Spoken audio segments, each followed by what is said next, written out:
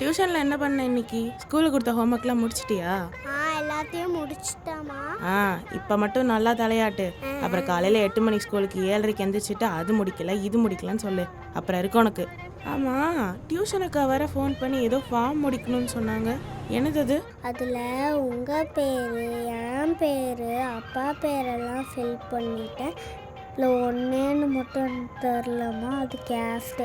டியூஷனுக்கு கிட்ட கேட்டால் வீட்டில் போய் ஃபில் பண்ணிக்கோங்கன்னு சொன்னாங்க. கேஸ்னா என்னம்மா? அண்ணே இன்னும் வீடு போய் சார் 2-3 மணி நேரம் ஆகுண்ணே. இங்கேயே போயிட்டு வந்துடுண்ணே.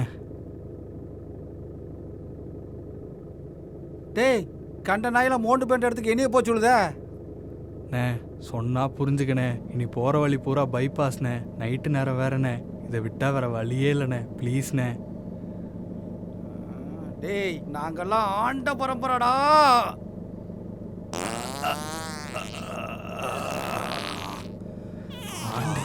வேண்டிங்களாடா சை காருமா.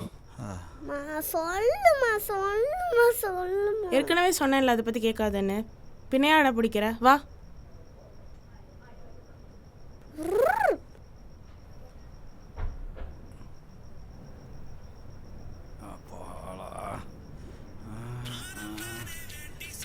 ஃபோன் வேற.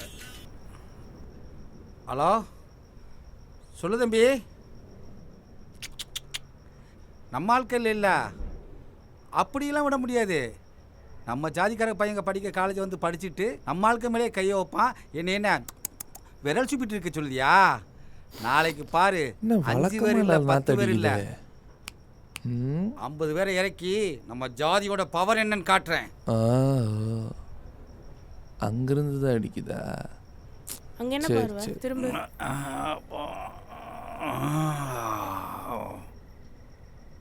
அம்மா பாத்ரூம் போயிட்டு வந்துடுறேன்.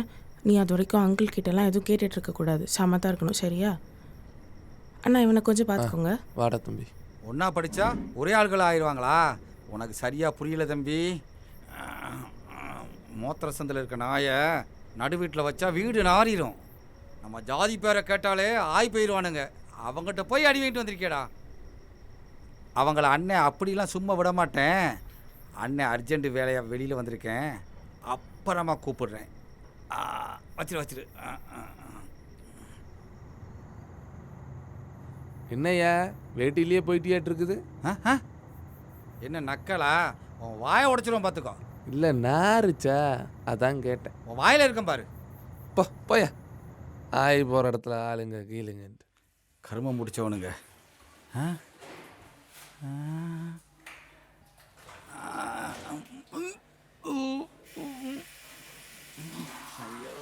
யோ சீக்கிரம் வெளிய வாயா.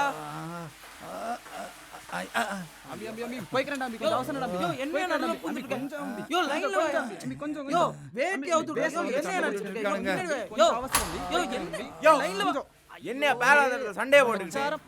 அண்ணா இவன் தானே தேவையில்லாம நடுவுல வந்து பூந்துட்டு இருக்கான். யோ சாமி, உனக்கு எப்பவுமே ஸ்பெஷல் தரிசனம் தானா? போய் லைன்ல வாயா. இங்கே போடுவானுங்களா சண்டையை ஓட்டு? டேய் இருங்க தம்பி, போடா. யோ சரியான அவசரத்துக்கு பிறந்தவன் போல இருக்கு. சே அப்பா.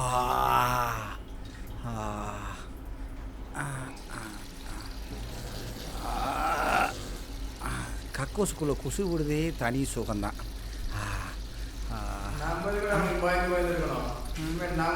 மொதடியா இருக்கணும். முக்கியமா அவனை ஒரே போடு ரத்தம் வெளியே பீச்சி அடிக்கணும். நாம சுட்டாலும் போய் சுடுண்டா. 50 பேர் வந்தாலும் ரத்தம் தெரிக்க சுட்டு கொள்றா.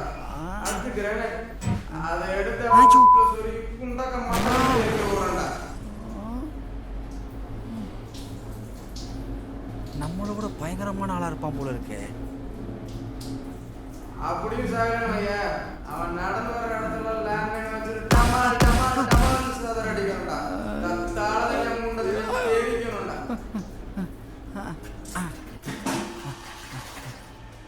யாத்தா நம்ம தான் பெரிய ஆள் நினைச்சா நம்மளோட பெரிய ஆளா இருப்பான் போல இருக்கே.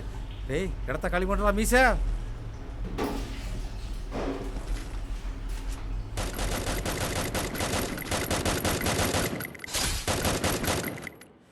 அம்மா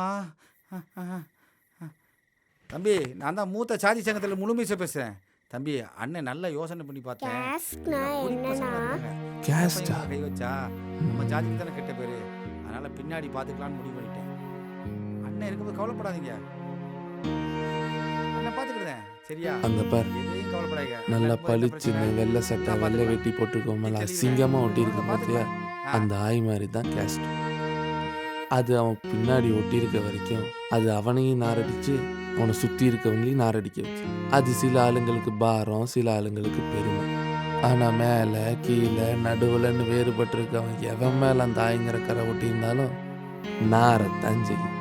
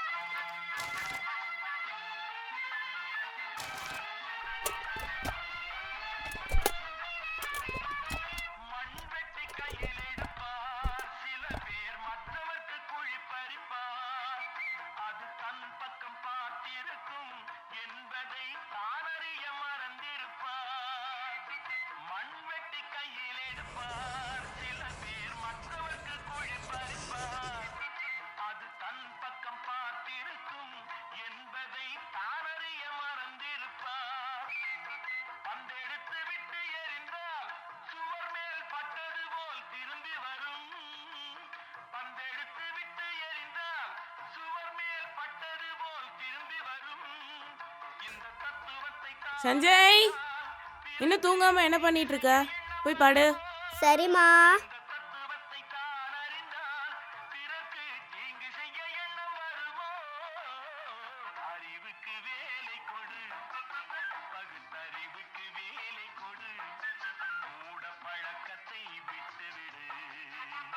காலம் மாறுது, கருத்தும் மாறுது, நாமும் மாற வேண்டும், நம்மால் நாடும் மாற வேண்டும். அறிவுக்கு வேலை கொடு, பகுத்தறிவுக்கு வேலை கொடு.